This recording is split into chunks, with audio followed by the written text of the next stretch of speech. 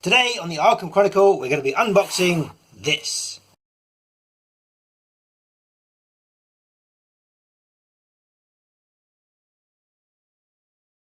Curse of the Rougarou is a standalone scenario pack for the Arkham Horror living card game. It's not tied to a specific campaign, so you can play it in between your usual campaign games. You can play it as a standalone one-off scenario, or whatever way takes your fancy. It was originally released earlier in 2016 at the Fantasy Flight Games Arkham Nights event, which is a weekend event dedicated to all things Arkham Horror, held at the Fantasy Flight Gaming Center in Minnesota, USA. The first thing to note is this comes in a blister pack, and it's a blister pack which isn't permanently sealed. It's a pop-close blister pack. That means if you're not careful, the cards can come loose and travel towards the opening of the packaging. You don't need scissors or anything like that, just pop a nail between the two parts of the clamshell and pop it open like that, and you can easily reseal it like so for transportation very safely.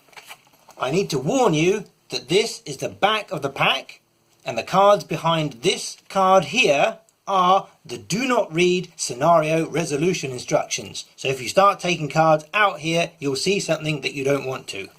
Flip it over and start from the front.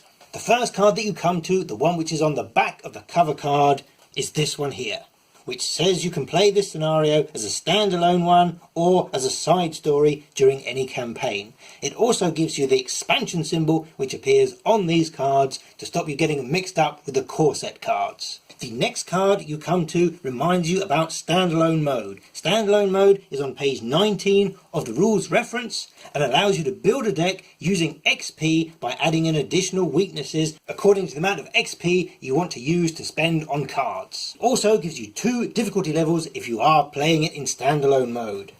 These are quite different from the ones that you've been playing with in the base campaign. Even on the easier of the difficulty levels, you've still got an extra cultist, a -6, and the Heart of Darkness. If you're playing it on the harder difficulty level, there's a third skull and it goes all the way down to -8. The next card tells you how to play it as a side story, that is between games of a campaign. If you're doing this, you keep the difficulty level and the chaos bag that you've been playing with already, the one that you set up for that particular campaign. For your investigators to embark on this side quest, they must all pay 1 XP.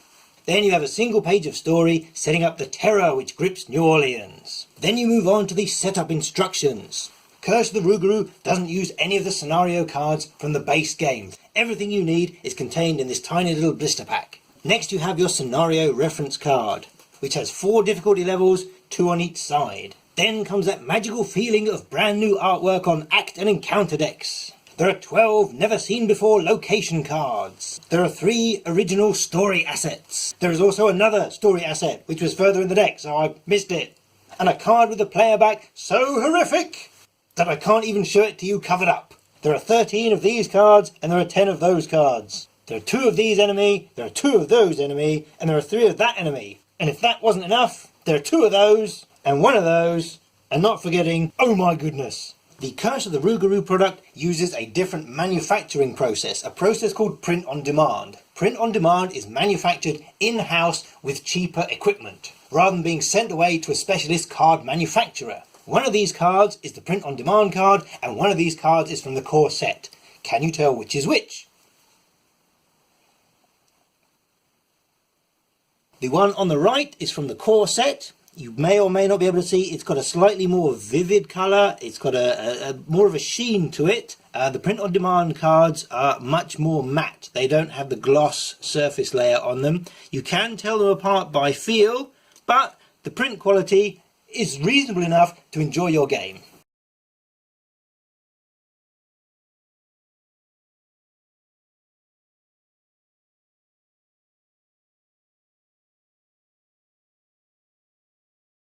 Hello, my name's Lita Chandler, and I'm here with a public service announcement.